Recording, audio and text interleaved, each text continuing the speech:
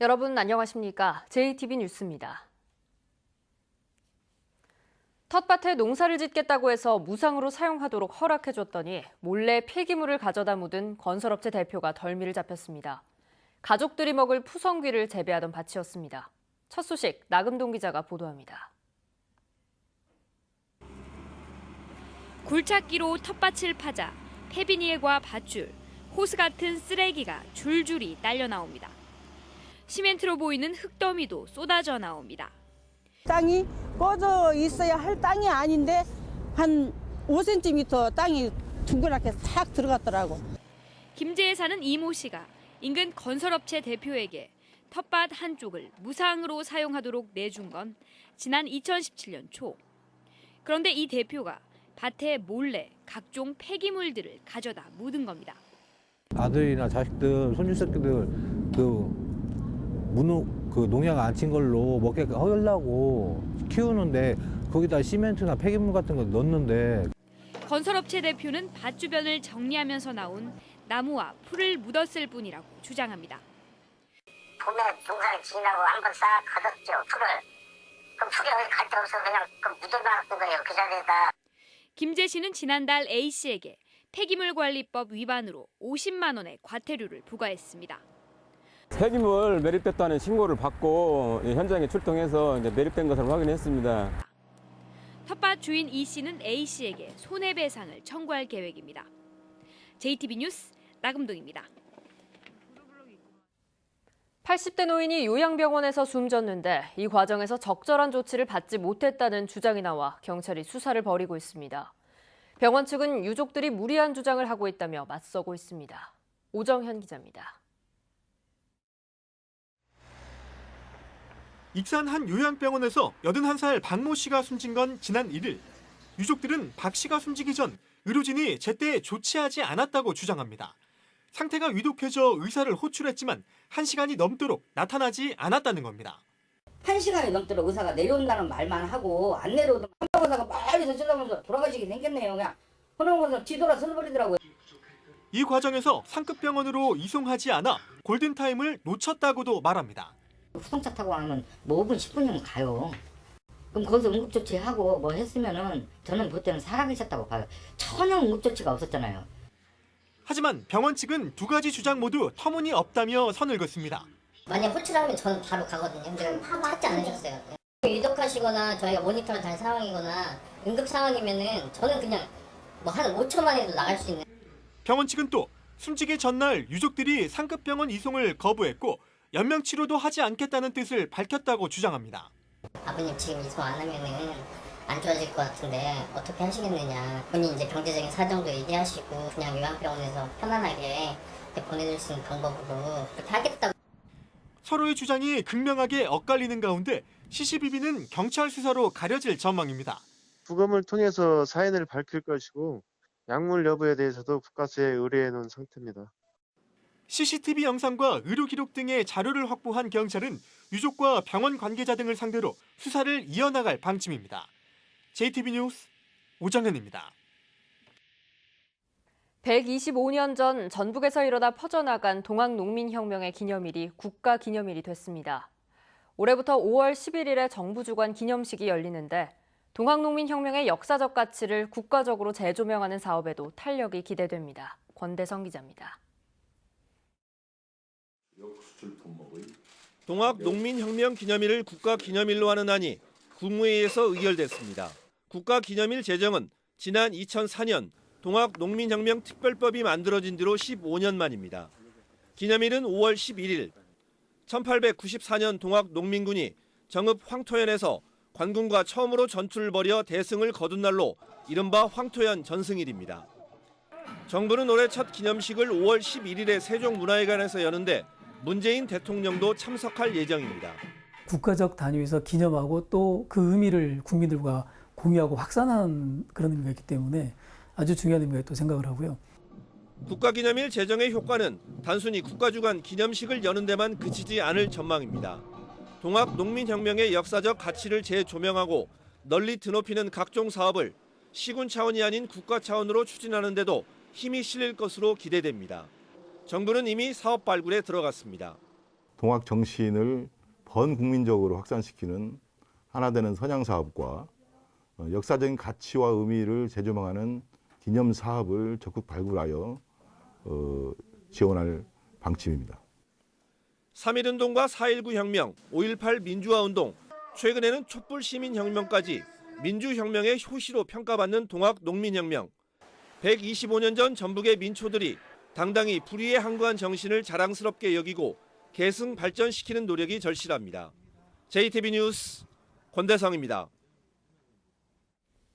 하루에도 수십 명의 증권사 투자유치 담당자들이 전주를 찾습니다.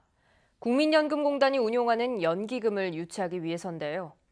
국민연금공단이 그동안 개별적으로 이루어지던 증권사 투자유치 담당자와 연기금 운용 인력의 만남을 정례화하기로 했습니다. 하원호 기자입니다. 국민연금공단이 국내 주식시장에 투자한 연기금은 123조 원, 전체 연기금 650조 원의 19%에 이릅니다. 하루에도 수십 명씩 증권사 투자유치 담당자들이 전주를 찾습니다. 연기금을 유치하기 위해서입니다. 국민연금공단이 이른바 브로커데이를 만들어 그동안 개별적으로 이루어지던 증권사 관계자와 기금운용 담당자의 만남을 매주 2차례씩 정례화하기로 했습니다. 시간 활용도 측면에서는 압축적으로 저희가 준비해서 이제 만나니까 그런 부분들은 저희 입장에서도 의견 전달이 충분히 잘 되고 또 이제 매니저 입장에서도 저희 의견을 좀 충분히 들을 수 있어서 KTX 익산역과 혁신도시를 잇는 교통편 제공, 기금운용 담당자와 소통할 수 있는 기회를 늘려달라는 요구도 나왔습니다. 저희 세일즈들과 아니면 연금 운용들이 같이 이제 점심 정도는 먹을 수 있게 이렇게 해주신다면 오히려 더 수익 제고나 소통 면에서 훨씬 더 좋을 수 있다고 좀 생각이 들고요. 국민연금공단은 국내 증권사들이 혁신도시에 지점을 낼 수 있도록 노력하겠다고 밝혔습니다. 국민연금을 기반으로 해서 새로운 금융 비즈니스 생태계가 만들어지는 것이 기금본부의 안착과 기금의 안정적 운영에 도움이 되기 때문에 금융기관을 한데 모을 수 있는 국제금융센터 건립 등 제3금융중심지 지정을 위한 인프라 구축이 시급한 과제로 남았습니다. JTB 뉴스 하원호입니다. 김동원 전북대 총장이 취임식을 갖고 4년간의 공식 업무를 시작했습니다. 알찬 대학 따뜻한 동행이라는 슬로건을 제시한 김 총장은 앞으로 점진적이면서 내실 있는 변화를 이끌겠다는 포부를 밝혔습니다. 조창현 기자입니다. 전북대 18대 총장으로 공대 김동원 교수가 취임했습니다. 김동원 총장은 4년 임기를 관통할 슬로건으로 알찬 대학, 따뜻한 동행을 제시했습니다. 우리 대학이 지닌 경쟁 요소를 서로 긴밀히 연결함으로써 획기적인 변화보다는 점진적인 변화, 내용보다는 내실에 충실한 변화를 이끌어내겠습니다. 대학을 이끌 리더십으로는 분권과 공감, 융합이라는 3대 가치를 내걸었습니다. 단과 대학의 권한을 배분하고 학문 간의 융합, 계층 조직 간 소통을 중요시하겠다는 의지로 풀이됩니다. 지역 학생들에게 전북대의 문턱이 너무 높다는 지적에 대해서는 지역 인재 전형을 확대하겠다는 뜻도 밝혔습니다. 우수한 우리 학생들을 많이 뽑아서 잘 키워서 지역 기업에 착근시키도록 할 수 있는 것, 그게 우리 지역 거점들이 꼭 해야 될 일이라고 생각하고요.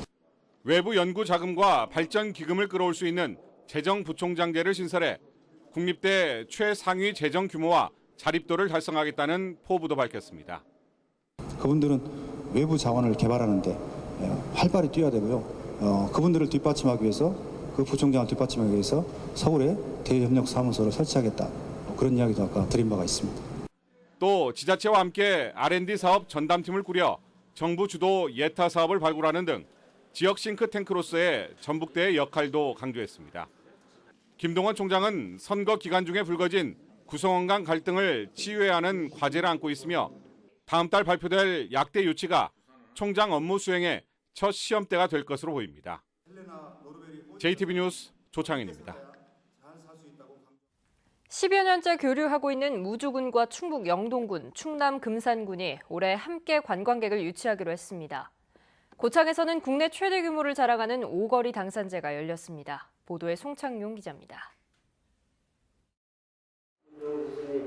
무주군과 충북 영동군, 충남 금산군 등 3도 3군이 관광협의회 정기총회를 열었습니다. 이들 3개 군은 국내외 관광객을 유치하기 위해 공동 홍보물을 제작하고 관광 설명회와 문화 탐방을 함께 실시하기로 했습니다. 그동안 중부 내륙권 관광진흥과 지역경제 활성화를 주도한 중심축으로 역할을 충분히 해왔던 만큼 앞으로 먼 미래를 염두에 둔 계획과 실천으로 3도 3군의 발전을 도모해 나갈 것입니다. 마을의 안녕과 한 해 풍년을 기원하기 위한 고창 오거리 당산제가 지난 18일 밤 성황리에 열렸습니다. 고창 오거리 당산제는 중요 민속자료 제14호와 전라북도 무형문화재 제37호로 지정돼 있습니다.